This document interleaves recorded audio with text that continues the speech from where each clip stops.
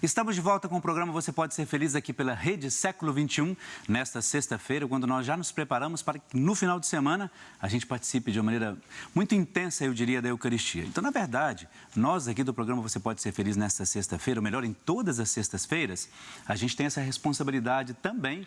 Aliás, eu assumo isto, de tentar levar até você uma preparação também para o final de semana. Não só com temáticas que vão te ajudar na sua percepção da vontade de Deus na sua vida, como é o caso de hoje, mas também de pensar na Eucaristia como a referência da nossa vida. Felizes aqueles que percebem isso, não é? Muito bem. A Elcione Souza Madeiro Soares, ela é de Mossoró, no Rio Grande do Norte. Sabe o que é interessante disso? É que a Elcione, ela tornou-se sócia aqui da Associação do Senhor Jesus. Elcione, muitíssimo obrigado. Obrigado mesmo. Em nome de todos nós aqui, eu te agradeço. Ela pede uma oração por toda a sua família e nós vamos rezar assim. Luciene Cursino Alves, de Campinas, aqui no interior de São Paulo, também tornou-se uma nova sócia aqui da Associação do Senhor Jesus. Ela pede uma oração especial pela saúde, conversão e libertação de todo o mal do seu esposo e também pelos negócios dele e também pela situação financeira de toda a família. Shirley Gonçalves de Oliveira, de Viçosa, lá em Minas Gerais, ela também tornou-se uma nova sócia aqui da Associação do Senhor Jesus. Que bom, que alegria, nessa sexta-feira, várias pessoas tornando-se sócias aqui. Ela pede oração por ela mesma, pede muito por cura, libertação e também pede libertação de maldições, pede por paz e também por todos os seus familiares. Vilma Catarina Corsetti, é de Campinas, interior de São Paulo. Ela pede oração por ela mesma, pela recuperação das cirurgias, por sua saúde, por sua proteção. Pede também por seu trabalho, por prosperidade. Pede por Solange Cristina, por saúde e cura. E coloca outras intenções aqui dentro também destas mesmas, iguais intenções. Vamos rezar juntos. Vilma, muito obrigado. Ela também tornou-se uma nova sócia aqui da Associação do Senhor Jesus. A Neuza Castanho, de Biúna, no interior de São Paulo. Ela pede oração pelo seu filho Wagner Aparecido, pede também por um processo na justiça, pede pelo pai dele, pelo Valdemir, pela avó Celestina, Daiane também por toda a família. A Tereza Machado Paranhos, de Itabiritó, não tem nada a ver, Itabirito, desculpa, Itabirito, onde que eu tirei Itabiritó? Onde que eu coloquei isso? Itabirito, Minas Gerais, pede oração por ela mesma, por sua saúde, para que ela diz assim, olha, eu quero cura e por todos também por todas as intenções dos meus familiares. Que bom! Olha, nós temos mais intenções aqui, daqui a pouco a gente vai continuar lendo todas elas, porque, como eu disse lá no primeiro bloco, para nós é muito importante colocar a sua vida e as suas intenções aqui junto com a gente. Antes de chamar o nosso convidado, eu quero falar com você sobre a revista Brasil Cristão, que todos aqueles que são sócios e evangelizadores, eles recebem essa revista mensalmente. Exatamente isso. Você que é sócio evangelizador, todos os meses, você que colabora conosco, que é fiel de maneira muito especial para que essa obra de evangelização continue acontecendo, você recebe a revista Brasil Cristão e nela tem, como você está vendo aí na sua tela, tem vários artigos que são muito importantes para a nossa vida, tanto vida com a doutrina da igreja, quanto na nossa vida pastoral e na nossa vida pessoal também. E quero lembrar que você é convidado a fazer sempre a sua colaboração, a sua participação, através dos boletos que a gente manda para você. Aqueles boletos, todos os meses você recebe 2 boletos. Primeiro, aquela colaboração normal que você faz, é um compromisso que você assumiu conosco, que você acredita também nisso. E depois, se você tem a possibilidade de fazer, colocar uma outra intenção, uma outra colaboração, de acordo com o seu coração, de acordo com a sua possibilidade. Desde já eu vou agradecendo sempre por isso, porque todas as vezes que a gente fala isso, a gente não só pensa nessa questão toda financeira, mas também a gente pensa na evangelização que vai chegar a tantas pessoas de tantos lugares do nosso Brasil. Muito bem, para a gente falar um pouco sobre a vontade de Deus, recebo aqui o Padre Manuel. Seja bem-vindo, Padre Manuel. Deus te abençoe. Amém, cada vez mais. Obrigado por ter aceito o convite. Pode sentar aí, por favor. Por ter aceito o convite para a gente conversar um pouco. Hoje o tema muito bom, porque a gente vai falar sobre a vontade de Deus, né? É fácil a gente perceber essa vontade de Deus? Aliás, antes de tudo, bom dia. Bom dia. Seja bem-vindo. Bom dia a você que acompanha pela TV Século XXI. É uma alegria estar aqui e poder ajudar um pouquinho a refletir sobre a vontade de Deus, né? Eu sei que não é muito fácil, mas tem algumas mediações que a gente pode usar para compreender um pouco melhor a vontade de Deus. Você acha que nessa quaresma, por exemplo, a gente consegue perceber a vontade de Deus? Eu creio que sim. A quaresma é um tempo propício para a gente ir olhando um pouco a nossa vida, comparando com a palavra de Deus e buscando entender o que Deus quer, sobretudo nosso processo de conversão. Então, Quaresma é tempo forte e bonito, importante, de preparação para a Páscoa e de busca da vontade de Deus. Então tá. Olha, o senhor é superior provincial de uma congregação, né? Você que, por exemplo, ligou agora, no nosso programa Você Pode Ser Feliz, nós estamos conversando com o padre Manuel Ferreira, ele é superior provincial dos missionários do Sagrado Coração e a gente sabe que a sua agenda, por exemplo, a sua rotina, ela é meio, eu diria, complicada, porque hoje você está aqui em São Paulo, amanhã está no Amazonas, inclusive você vai para o Amazonas daqui a pouco, né? Qualquer dia, próxima semana, se não me engano. Na quarta-feira eu viajo para Amazonas. Lá nós temos a missão dos missionários do Coração, que trabalham com os indígenas, e eu vou ficar lá 10 dias ajudando um pouco durante na Semana Santa. Ah, tá. Então a gente sabe que é sempre meio complicado tudo isso, né? Complicado, eu digo não no sentido de que seja uma coisa difícil, mas complicado para organizar um pouco até a sua vida pessoal com as suas coisas. E o que é, por exemplo, como é ser provincial de uma congregação, por exemplo, tendo que, eu diria, cuidar de tantos padres, né, com todos os seus anseios, com todas as suas alegrias. Como é que você enxerga esse ministério? Antes de a gente começar esse bate-papo todo aí da vontade de Deus, que na verdade é uma vontade de Deus para você, né? Você foi nomeado superior provincial, melhor, foi votado para isso, e eu acho que o Espírito Santo, tenho certeza disso, está muito inserido nessa questão. A gente vai amadurecendo ao longo da vida e vai percebendo o que Deus quer naquele momento, né? E quando eu fui eleito, depois reeleito provincial, são 6 anos de missão, é justamente para servir a comunidade provincial, para servir a congregação dos missionários do Coração, e servindo, a gente pode servir melhor o povo de Deus, né? Ajudar, dar um pouco de condição para que cada confrade, cada missionário do Sagrado Coração possa levar o amor de Deus a todas as pessoas. Então, essa é um pouco a minha missão, de animar, ajudar, incentivar as pessoas, os confrades, a serem missionários do Sagrado Coração. E você é feliz nessa missão? Creio que sim. A felicidade é um processo da vida. E eu me sinto realizado, posso dizer isso. Talvez seja a palavra mais correta, né? Me sinto realizado nessa missão. É um tempo, né? É um processo de um tempo. E depois que a gente é superior, a gente volta a ser, depois, súdito, né? A serviço da comunidade dos missionários do Coração. Agora, nós, né? Estamos presentes em vários lugares, assim, onde nós, as suas viagens, por exemplo, nessas cidades, nas nossas missões, quais são os lugares especificamente onde você vai? A nossa congregação está em 54 países. Não somos muitos, mas estamos em diversos países, né? E no Brasil, nós temos 3 províncias. A província que eu sou responsável é a província de São Paulo, e nós estamos em São Paulo, Minas, Piauí, Maranhão, Ceará, e no Amazonas e no Equador. Depois que eu voltar de São Gabriel da Cachoeira, que é lá na cabeça do cachorro, né? Eu vou então para o Equador para acompanhar os missionários que lá estão. Ah, tá. Quando a gente fala assim de viagem, de missão, a gente sempre fica muito preocupado, né? No sentido assim, olha, que missão é essa que a pessoa tem? Tanto quanto os padres, por exemplo, que moram lá e trabalham especificamente nesses lugares, e outros que, claro, cada um de acordo com a sua missão, com o seu perfil.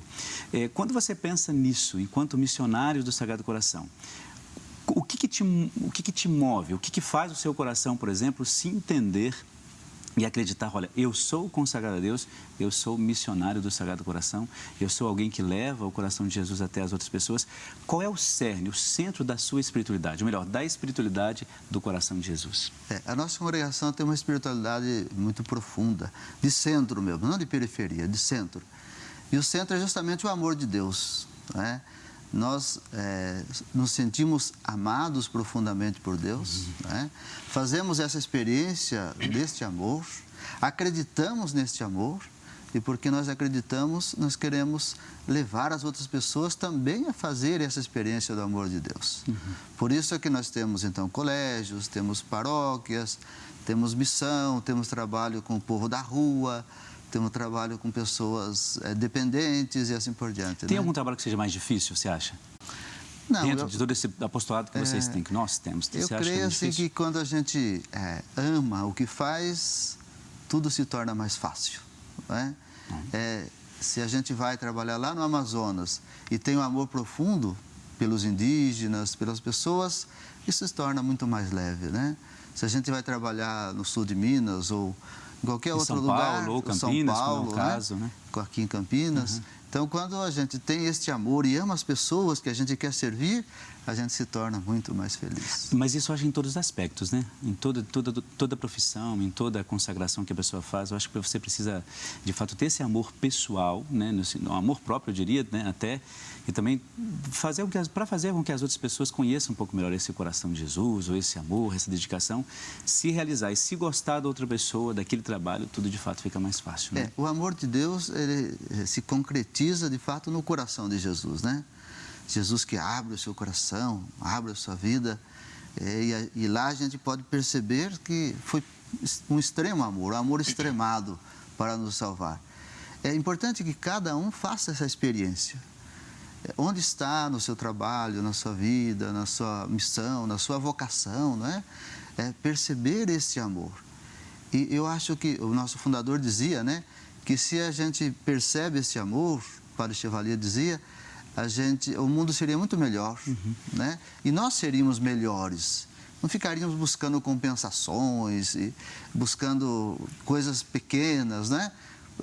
Os conflitos nas comunidades acontecem muito por falta de sentir o amor de Deus e ser amado e sentir-se amado para poder amar melhor as pessoas. Você acha que as pessoas hoje têm dificuldade de sentir-se amado por Deus, sentirem-se amadas? O mundo vive um certo vazio, né? Eu creio que sim.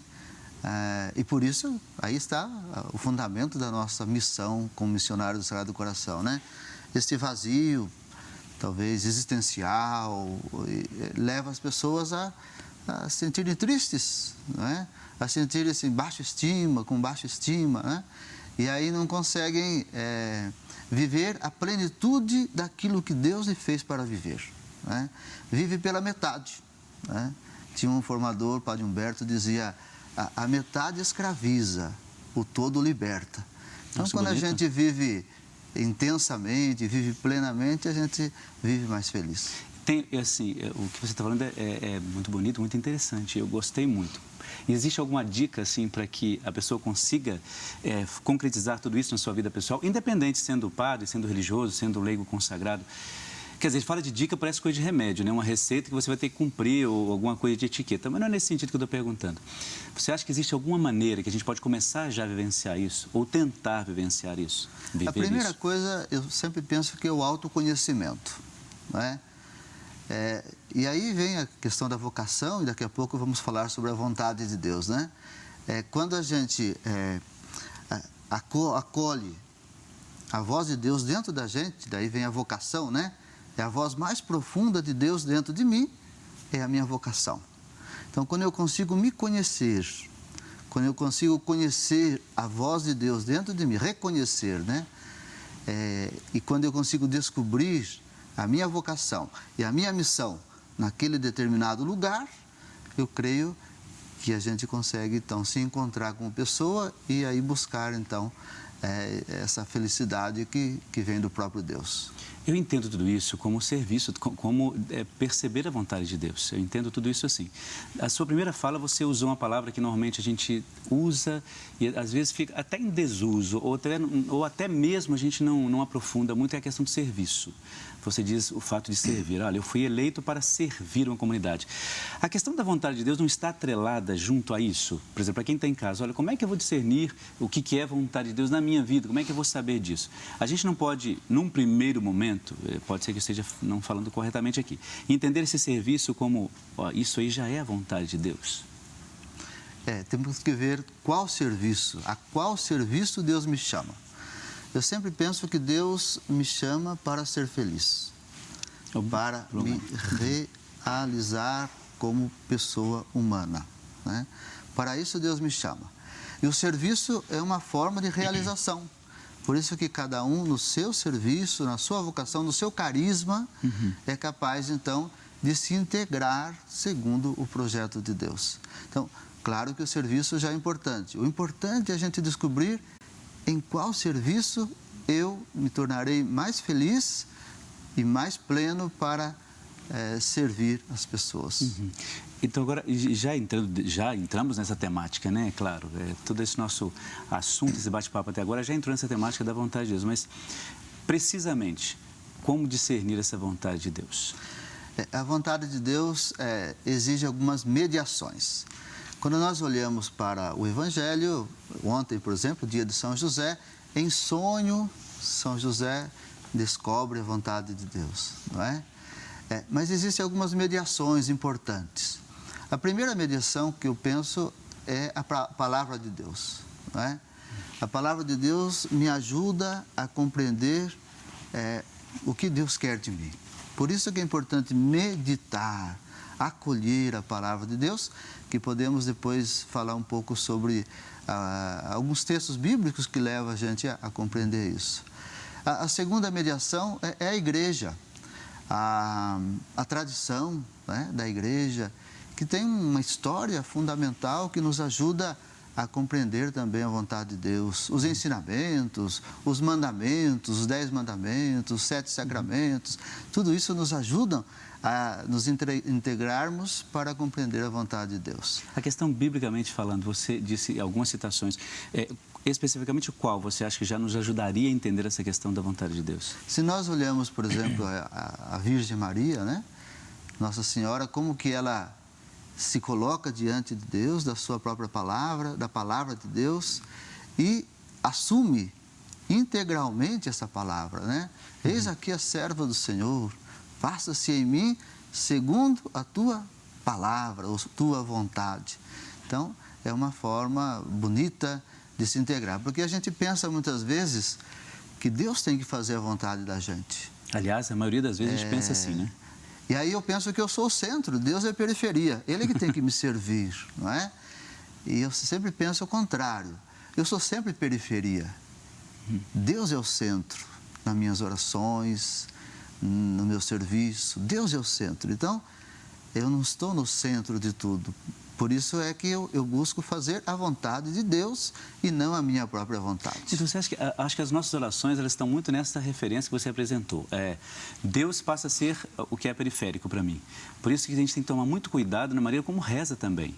Senão a gente, olha, sou eu, né? A preocupação toda de Deus tem que ser comigo no sentido de, olha, se o Senhor não me atender, é sinal de que alguma coisa está errada. Tem que ser o contrário isso, não é? A gente tem que perceber essa vontade de Deus naquilo que a gente reza também. Nós aprendemos isso no Pai Nosso. Jesus nos ensinou muito bem, né? Seja feita a tua vontade, venha o vosso reino, não o meu reino, né? Não as minhas vontades. E aí, claro que não é muito simples, porque a vontade de Deus, às vezes, nos causa alguns conflitos para respondermos essa vontade. Porém, é aquela que vai nos fazer verdadeiramente felizes. Ontem nós vivemos São José, celebramos São José, e lá na paróquia São José, aqui em Campinas, onde sou pároco, a gente conversava, na homilia, né, a gente falava um pouco sobre isso, eu pude acolher a homilia dos padres que celebraram ao longo do dia. E sempre ficou muito isso, daquilo que os próprios padres falavam na homilia, não é? E São José, por exemplo, ele teve várias escolhas que ele poderia ter escolhido para fazer para a sua vida. No entanto, ele escolheu amar Maria, foi o que ele escolheu, e escolheu ser o pai de Jesus, e tudo isso por vontade de Deus. Ele colocou a vontade de Deus em primeiro lugar. Eu fiz essa leitura ontem porque era assim que eu percebia. E São José nos dá esse exemplo de Maria, né? Exemplo de São José também, olha, a vontade de Deus pode ser feita. E ele deu esse exemplo para a gente. Muitas vezes nós temos um projeto de vida. Nós achamos que esse projeto é o melhor. Não é? Como José, certamente, Maria, tinham os seus projetos de vida. Pessoais, claro. Pessoais, e de repente a vontade de Deus trouxe para um outro caminho. Não é? Às vezes nossos projetos de vida acontecem assim, eu quero no futuro ter uma vida assim, assim, assim, né? E aí, de repente, vem uma doença, de repente vem uma falência, eu falava ontem isso, né? Ou vem uma contrariedade, e qual é a postura que eu tomo? Posso tomar duas posturas, uma é de ficar deprimido, e dizer, Deus me abandonou, eu estou sozinho, e a outra é me reerguer a partir disso e buscar o foco que é aquilo que pode ser, para mim, a vontade de Deus. Muito bem. Olha, nós estamos aqui conversando com o Padre Manuel Ferreira dos Santos, superior provincial dos missionários do Sagrado Coração. Um bate-papo muito agradável, por sinal, mas a gente vai para um brevíssimo intervalo. Daqui a pouco a gente já volta. É um instantezinho só. Até lá.